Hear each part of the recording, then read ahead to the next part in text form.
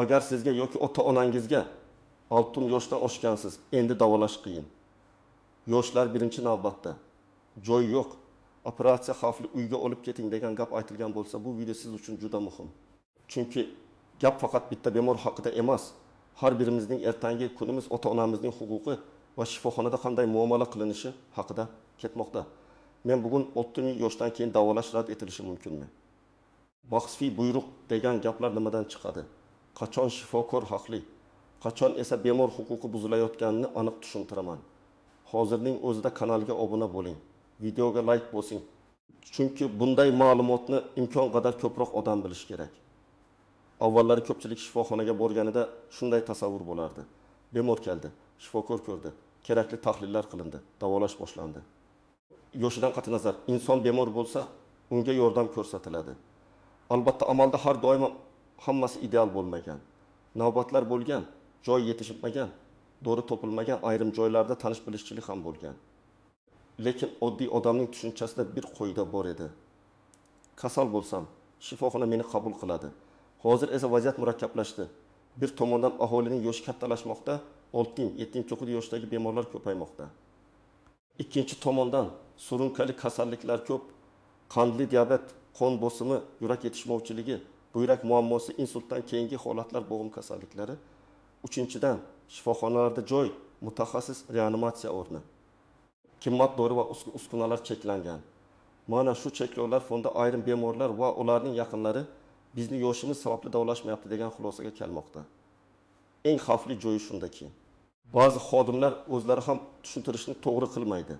Masalan, shifokor aslida operatsiya xavfi juda yuqori, avval yurakni tayyorlaymiz, tahlilni to'ldiramiz demoqchi bo'ladi. Lekin og'zidan yoshingiz o'tgan. Nima qilamiz endi degan sovuq gap chiqadi. Bemor esa buni rad etish deb tushunadi. Yoki qabul bo'limida joy yo'qligini aytishadi, lekin qayerga murojaat qilish kerakligini yozib berishmaydi. Natijada shikoyatlar ko'payadi. Odamlar maxfiy buyruq bor ekan, 6 yoshdan keyin davolamas ekan deb o'ylay boshlaydi. Men bu masalada eng avvalo bir narsani aniq aytaman. Insonni faqat yoshi 6 dan oshgani uchun davolashdan bosh tortish tibbiy va huquqiy jihatdan noto'g'ri. Yosh xavf omili bo'lishi mumkin, lekin davolamaslik uchun yagona sabab bo'la olmaydi. Shifokor bemorning umumiy holati, tashxisi, tahlillari, yurak-o'pka faoliyati, operatsiya xavfi, davolashdan kutiladigan foyda va zararni baholaydi. Ammo pasportda olib yozilgan, shuning uchun yo'q degan yondashuv mutlaqo noto'g'ri. Asosiy qism mi. Kim xavotir olishi kerak, kim esa vaziyatni to'g'ri tushunishi kerak. Men amaliy hayotda uchraydigan bir nechta holatni tushuntirib beraman. Birinchi holat, 6-2 yoshli ayol qon bosimi ko'tarilib, bosh og'rig'i, ko'ngil aynishi bilan shifoxonaga boradi. Qabulda bosimi 2 bironga bigiron. Bunday vaziyatda uyga boring, yoshingiz bor ekan deyish mumkin emas. Bu gipertonik kriz bo'lishi mumkin. Insult xavfi bor. Kamida shifokor ko'rigi, bosimni nazoratli tushirish, EKG, kerak bo'lsa qon tahlili, nevrologik tekshiruv bo'lishi kerak. Agar unga faqat og'zaki javob berilib, hech qanday yozma xulosa berilmasa, bu xavotirli holat. Ikkinchi holat. 4 yoshli erkakda son suyagi sinishi bor. U yiqilgan, yura olmayapti, og'riq kuchli. Ba'zan yaqinlari operatsiya qilmaymiz, yosh katta degan javob eshitadi. Aslida son suyagi sinishida yotib qolishning o'zi katta xavf. O'pka yallig'lanishi, tromb, yotoq yarasi, siydik infeksiyasi, ruhiy tushkunlik. Albatta, 74 yoshda operatsiya xavfi bor, lekin operatsiyasiz qolish xavfi ham bor. Bu yerda to'g'ri yondashuv shunday bo'lishi kerak. Travmatolog, anesteziolog, kardiolog ko'radi, tahlillar qilinadi, xavf darajasi tushuntiriladi, qaror yozma shaklida asoslanadi. Yoshi katta, kerak emas degan bitta jumla yetarli emas. Uchinchi holat, 6 yoshli bemorda saraton aniqlangan. Ayrim oilalar bizga kimyoterapiya berishmadi, demak yoshdan keyin davolashmas ekan deydi. Bu yerda nozik farq bor. Onkologiyada har bir bemor alohida bog'lanadi. O'simta bosqichi, tarqalgan joylari, jigar buyrak faoliyati, bemorning yura olishi, ovqatlanishi, qon ko'rsatkichlari muhim. Olim taksi yosh davolashga to'sqa emas. Hattoki 7-5 yoshda ham ayrim bemorlar yaxshi davolanadi. Lekin agar bemorning ahvoli juda og'ir, tana vazni keskin kamaygan, qon ko'rsatkichlari yomon, jigar ishlamayotgan bo'lsa, agressiv kimyoterapiya foydadan ko'ra zarar berishi mumkin. Bunda shifokor davolamaymiz demasligi kerak. balki radikal davolash mumkin emas, lekin og'riqni kamaytirish, nafasni yengillashtirish, palliativ yordam, parvarish, qon quyish, simptomatik davo qilamiz deb tushuntirish kerak. 4-holat. 6 yoshli erkak yurak infarkti alomatlari bilan keladi. Ko'krakda bosuvchi og'riq, chap qo'lga tarqalish, sovuq ter, nafas qisishi. Bunday vaziyatda vaqt o'tin. Yosh katta ekan, navbat kuting degan yondashuv xavfli. Infarkt gumonida EKG tezkor qilinishi, shoshilinch yordam ko'rsatilishi. Zarur bo'lsa ixtisoslashgan markazga yuborilishi kerak. Bu yerda yosh emas, klinik shoshilinchlik birinchi o'rinda turadi. 5-holat. Ketsinbin yoshli bemor bir necha yildan beri yurak yetishmovchiligi, buyrak yetishmovchiligi. Qandli diabet bilan kasal. U tez-tez shifoxonaga yotadi. Yaqinlari har safar reanimatsiyaga olinglar, hammasini qilinglar deydi. Bu yerda ham shifokor rad etsa, darrov yoshiga qarab ajratyapti deb o'ylash kerak emas. Reanimatsiyaga yotqizish uchun aniq ko'rsatma bo'ladi. Nafas yetishmovchiligi, bosim tushib ketishi, hush buzilishi, hayotiy ko'rsatkichlar xavf ostida bo'lishi. Agar bemor barqaror bo'lsa, oddiy bo'limda davolanishi mumkin. Lekin buni ham shifokor ochiq tushuntirishi, kuzatuv rejasi, dori ro'yxati, qaysi belgi bo'lsa darhol qaytish kerakligini aytish shart. Demak, kim xavotir olishi kerak? Agar sizga tahlilsiz, ko'riksiz, yozma xulosasiz, faqat og'zaki yoshi o'tgan deb javob berishsa, xavotir oling. Agar shoshilinch holatlardan kechiksa, xavotir oling. Agar bemor qattiq og'riqda bo'lsa, nafas ola olmasa, hushidan ketayotgan bo'lsa, qon ketayotgan bo'lsa, insult belgilari bo'lsa, lekin ertaga keling deyishsa, bu jiddiy muammo. Kim vaziyatni to'g'ri tushunishi kerak? Agar shifokor sizga xavflarni batafsil tushuntirsa, tahlillarni ko'rsatsa. Bu operatsiya 3% yoki %4% og'ir asorat xavfi beradi. Avval tayyorlaymiz desa, bu rad etish emas. Agar bir muolajaning o'rniga xavfsizroq muqobil taklif qilinsa, bu ham davolamaslik emas.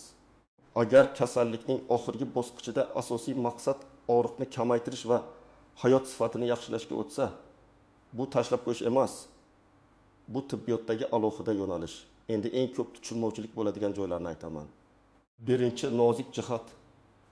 Shifokor operatsiya qilmaymiz desa, bu har doim ham yosh sababli emas. Masalan, bemorda gemoglobitin bo'lsa, qoni juda kam yoki kreatin juda yuqori bo'lib, buyrak ishlashi og'ir buzilgan bo'lsa, yoki EKGda og'ir ritm buzilishi bo'lsa. Bunday holatda darhol narkoz berish bemorning stolining o'zida yo'qotish xavfini oshiradi. To'g'ri yo'l avval holatni barqarorlashtirish, keyin qayta baholash. Ikkinchi nozik jihat. Joy yo'q degan gap. Joy haqiqatan ham bo'lmasligi mumkin. Ammo joy yo'qligi bemorni butunlay tashlab qo'yish degani emas.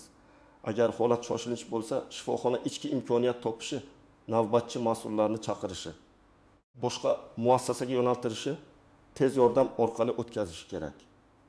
Agar holat shoshilinch bo'lmasa, navbatga qo'yish, qachon kelish, qaysi tahlillar bilan kelish kerakligini aniq aytish kerak. Joy yo'q. Ketavering degan gap yetarli javob emas. Uchinchi nozik jihat. Kvota va bepul davolanish masalasi. Ko'p odamlar davolash rad etildi deb o'ylaydi. Aslida muammo kvota, yo'llanma yoki hujjatda bo'ladi. Masalan, viloyatdan respublika markaziga borish uchun poliklinika yo'llanmasi, tahlillar, mutaxassis xulosasi, ba'zan elektron navbat kerak bo'ladi. Bemor bularsiz bo'lsa, markaz uni qaytarishi mumkin. Bu ham yoqimsiz, lekin buni yosh bilan aralashtirmaslik kerak. Shu bilan birga shoshilinch holatda hujjat yetmaydi deb hayotiy yordamni kechiktirish ham noto'g'ri. 4-nozik jihat. Rozilik va rad etish hujjatlari. Ba'zan shifokor xavfni tushuntiradi, yaqinlari esa qo'rqib operatsiya qildirmaymiz deb imzo qo'yadi. Keyin ahvol og'irlashganda shifokorlar davolamadi deyiladi. Men doim maslahat beraman. Nimaga imzo qo'yayotganingizni o'qib chiqing. Agar tushunmasangiz, menga oddiy tilda tushuntirib bering deng. Imzo qo'yilgan hujjat keyin katta ahamiyatga ega bo'ladi. 5-nozik jihat maxfiy buyruq degan gaplar. Men bu iboraga juda ehtiyotkorlik bilan qarayman. Tibbiyotda ikki tartiblar, klinik protokollar, resurslarni taqsimlash qoidalari bo'lishi mumkin. Lekin bemorni faqat 6 yoshdan oshgani uchun davolamaslik haqida qonuniy, ochiq, bemor huquqlariga mos buyruq bo'lishi mumkin emas. Agar kimdir sizga yuqoridan buyruq bor, olimdan oshganlarni olmaymiz desa, siz darhol so'rashingiz kerak. Iltimos shu qarorni yozma shaklida bering. Qaysi hujjat asosida rad etilyapti? Ko'pincha aynan yozma javob so'ralganda gap o'zgaradi. Chunki og'zaki aytish oson, yozma asoslash esa mas'uliyat talab qiladi. 6. Nozik jihat. Yoshga bog'liq tibbiy ehtiyotkorlik bilan yoshga ko'ra kamsitishni farqlash kerak. Masalan, 35 yoshli bemorga ham ayrim operatsiya mumkin bo'lmasligi mumkin. Agar yuragi bardosh bermasa. Maydan 2 yoshli bemorga esa ayrim operatsiya mumkin bo'lishi mumkin. Agar umumiy holati yaxshi bo'lsa, tibbiyotda pasport yoshi bor, yana biologik yosh bor. Ba'zi 65 yoshli insonlar juda faol, yuradi, ishlaydi, tahlillari yaxshi. Ba'zi ehil yoshli insonlar esa og'ir diabet, yurak va buyrak muammolari bilan yuqori xavf guruhida bo'ladi. Shuning uchun qaror raqamga emas, holatga qarab bo'lish kerak. 7. Nozik jihat. Shifokor ham inson, tizim ham cheklangan. Men buni bemor huquqini kamaytirish uchun aytmayapman. Lekin real hayotda bitta navbatchi shifokorga ham bemor tushishi mumkin. Reanimatsiyada 6 o'rin bo'lib, bemor ehtiyoj sezishi mumkin. Shunday paytda tibbiy saralash, ya'ni triaj ishlaydi.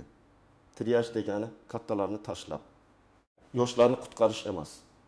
Triaj degani kimga hozir, kimga 1 soatdan keyin, kimga boshqa bo'limda yordam ko'rsatish kerakligini aniqlash. Ammo bu jarayon shaffof, tibbiy asosli va hurmat bilan bo'lishi kerak. Endi eng muhim qism, siz nima qilishingiz kerak? Men sizga aniq qadamlarni beraman. Birinchi qadam, shoshilinch belgilarini biling. Agar bemorda ko'krak og'rig'i, nafas qisishi, hushdan ketish, yuz qo'l oyoqning bir tomoni ishlamay qolishi, nutqi buzilishi, kuchli qon ketish, qattiq qorin og'rig'i, bosim juda yuqori yoki juda past bo'lishi, qand keskin tushib ketishi, tutqanoq, yuqori isitma va hush buzilishi bo'lsa, uyda kutmang. Tez yordam chaqiring yoki eng yaqin shoshilinch yordam bo'limiga boring. Bu holatlarda ertaga poliklinikaga boramiz deb vaqt yo'qotish xavfli. Ikkinchi qadam, hujjatlarni tartibga soling. 6 yoshdan oshgan har bir insonda kichik tibbiy papka bo'lishi kerak. Unda pasport nusxasi, doimiy ichadigan dorilar ro'yxati, allergiya bo'lsa yozuvi, oxirgi EKG, qon tahlillari, qand ko'rsatkichi, bosim kundaligi. Oldingi operatsiyalar va tashxislar, shifokor xulosalari bo'lsin. Masalan, bemor qandli diabet bo'lsa, qaysi insulin yoki tabletka ichishini aniq yozib qo'ying. Shifoxonaga borganingizda oq tabletka ichadi desangiz, shifokorga qiyin bo'ladi. Aniq nom va doza kerak. 3-qadam, qabulda savollarni to'g'ri bering. Baqirish, janjal qilish ko'pincha yordam bermaydi, aksincha suhbatni buzadi. Lekin qat'iy bo'lish kerak. Shunday deng: doktor, iltimos, tashxis gumoningiz nima? Qaysi tahlillar kerak? Uyga javob berilsa, qaysi belgida qaytishimiz kerak? Yotqizilmasa, sababi nima? Buni varaqada yozib bera olasizmi? Mana shu savollar vaziyatni ancha oydinlashtiradi. 4-qadam, yozma xulosa talab qiling. Agar sizga davolamaymiz, yosh katta deyishsa, xotirjam ohangda ayting. Iltimos, bemor ko'rilgani, yotqizish yoki muolaja rad etilgani, rad etish sababi va tavsiyalarni yozma bering. Yozma hujjatda shifokor odatda aniq tibbiy sabab ko'rsatishi kerak bo'ladi. Agar sabab haqiqatan ham tibbiy bo'lsa, siz ham tushunasiz. Agar sabab asossiz bo'lsa, keyingi shikoyat uchun dalil bo'ladi. 5-qadam. Ikkinchi fikr oling. Ayniqsa operatsiya, onkologiya, yurak stenti, katta muolaja, amputatsiya, reanimatsiya masalalarida bir shifokor fikri bilan cheklanib qolmang. Boshqa mutaxassisga ko'rining. Bugun ko'p joyda xususiy klinika, davlat markazi telekonsultatsiya imkoniyatlari bor. Lekin ikkinchi fikr olishda ham hujjat bilan boring. Tahlilsiz, tekshiruvsiz maslahat yuzaki bo'ladi. 6-qadam, poliklinika va oilaviy shifokor bilan aloqani uzmang. Ko'p muammolar shifoxonaga yetib bormasdan oldin nazorat qilinishi kerak. Qon bosimi har kuni bitta qism bo'lib yuraversa, bir kuni insult bo'lishi mumkin. Qand doim imbeh irim bo'lib yuraversa, buyrak, ko'z, oyoq tomirlari zararlanadi. Keyin shifoxonada nega operatsiya xavfli desa, asal sabab yillar davomida nazorat bo'lmagan bo'ladi. 60 yoshdan keyin profilaktika davolashdan ham muhim. Bosimni yozib borish, qonni nazorat qilish, xolesterinni tekshirish. Yurakni ko'rsatish, ko'z, buyrak, oyoq tomirlarini tekshartirish kerak. 7-qadam, shikoyat qilish tartibini biling. Agar bemor huquqi buzildi deb hisoblasangiz, avvalo bo'lim mudiri yoki navbatchi mas'ul shifokor bilan gaplashing. Ko'pincha masala shu joyning o'zida hal bo'ladi. Hal bo'lmasa, shifoxona rahbariyatiga yozma ariza bering. Arizada hissiyotdan ko'ra fakt yozing. Sana vaqt, bemorning ismi, qaysi bo'lim, qaysi shikoyat bilan keldi, kim nima dedi, qanday yordam ko'rsatildi yoki ko'rsatilmadi. Siz nimani so'rayapsiz? Masalan, bemorni qayta ko'rikdan o'tkazish, yotqizish masalasini ko'rib chiqish, rad etish sababini yozma tushuntirishni so'rayman. Keyin yuqori sog'liqni saqlash organlariga, ishonch telefonlariga, hududiy boshqarmaga murojaat qilish mumkin. Agar og'ir oqibat bo'lsa, huquqiy maslahat olish ham kerak. 8-qadam audio video masalasida ehtiyot bo'ling. Ba'zi odamlar darhol telefonni yoqib, shifokorning yuziga tutadi. Bu vaziyatni keskinlashtirishi mumkin. Dalil kerak bo'lsa ham qonuniylik, shaxsiy ma'lumot, boshqa bemorlarning siri masalasini unutmang. Eng kuchli dalil ko'pincha yozma hujjat, tahlil, vaqt qaydi, tez yordam chaqiruvi, qabul varaqasi bo'ladi. 9-qadam oilada oldindan reja qiling. Ota-onangiz 65-70 yoshda bo'lsa, kasal bo'lsa nima qilamiz degan savolni oldindan hal qiling. Qaysi shifoxonaga borasiz? Qaysi shifokor bor? Qaysi dorilarni ichadi? Puli, hujjati, yaqin qarindosh telefoni, qon guruhi, allergiyasi bormi? Hammasi yozilgan bo'lsin. Favqulodda holatda odam sarosimaga tushadi, oddiy ma'lumotni ham eslay olmaydi. 10-qadam shifokordan mo'jiza emas, aniq reja talab qiling. Teksin yoshli og'ir bemorni ham har doim to'liq sog'lom qilib chiqarish imkoni bo'lmasligi mumkin. Lekin har doim reja bo'lishi kerak. Og'riqni kamaytirish, nafasni yengillashtirish, bosimni nazorat qilish, yotoq yarasini oldini olish, ovqatlanishni yaxshilash, parvarishni o'rgatish. Agar endi hech narsa qilib bo'lmaydi deyishsa, siz so'rang, og'riq uchun nima qilamiz? Nafas qisishiga nima qilamiz? Uyda parvarish qanday bo'ladi? Qaysi holatda yana chaqiramiz? Bu savollar bemor hayot sifatini saqlashga yordam beradi. Men kuzatgan eng katta xato shuki, odamlar shifoxonaga juda kech boradi. Bemor 3 kun nafas qisib yotadi, keyin olib kelishadi. Bir hafta siydik chiqish kamayadi. Oyoq shishadi, keyin kelishadi. Qand oylar davomida yuqori bo'ladi. Keyin oyoqda yara chiqqanda murojaat qilishadi. Kech kelganda davolash ham qiyinlashadi, xavf ham oshadi. Keyin bu yoshi uchun davolashmadi bo'lib ko'rinadi. Aslida kasallik juda o'tib ketgan bo'ladi. 2-xato dorilarni o'zboshimchalik bilan to'xtatish. Qon bosim dorisini bosim tushsa to'xtatadi, qon dorisini bugun yaxshi deb ichmaydi. Qon suyultiruvchini qo'shnining gapi bilan bekor qiladi. Keyin insult, infarkt, tromb xavfi oshadi. 60 yoshdan keyin dori tartibi juda muhim. Har bir dorining nima uchun ichilishini bilish kerak. 3-xato katta odam og'riqqa chidaydi degan qarash. Yo'q, katta odam ham og'riqdan qiynaladi. Og'riq bosimni ko'taradi, yurakka yuk beradi, uyquni buzadi, ruhiyatni tushiradi. Ayniqsa saraton, suyak sinishi, bo'g'im kasalligi, yotoq yarasida og'riqni nazorat qilish davolashning muhim qismi. 4-xato barcha aybni faqat shifokorga yuklash yoki aksincha, shifokor aytgan har bir gapni savolsiz qabul qilish. To'g'ri yo'l o'rtada, hurmat bilan. Lekin savol berib, hujjat talab qilib, tushunib qaror qabul qilish. Men bugun sizga eng muhim narsani yetkazmoqchiman. 6 yoshdan oshgan inson davolanish huquqini yo'qotmaydi. Yosh tibbiy xavfni oshirishi mumkin. Lekin insonni davolashdan avtomatik chetlatish uchun sabab emas. Agar shifokor muolajani tavsiya qilmasa, u buni tibbiy asos bilan tushuntirishi, alternativ yordamni aytishi, yozma xulosa berishi kerak. Agar sizga maxfiy buyruq bor deyishsa, og'zaki gap bilan cheklanib qolmang, yozma asos so'rang. Shoshilinch holatda vaqt yo'qotmang. Hujjatlarni tayyor tuting, savollarni aniq bering.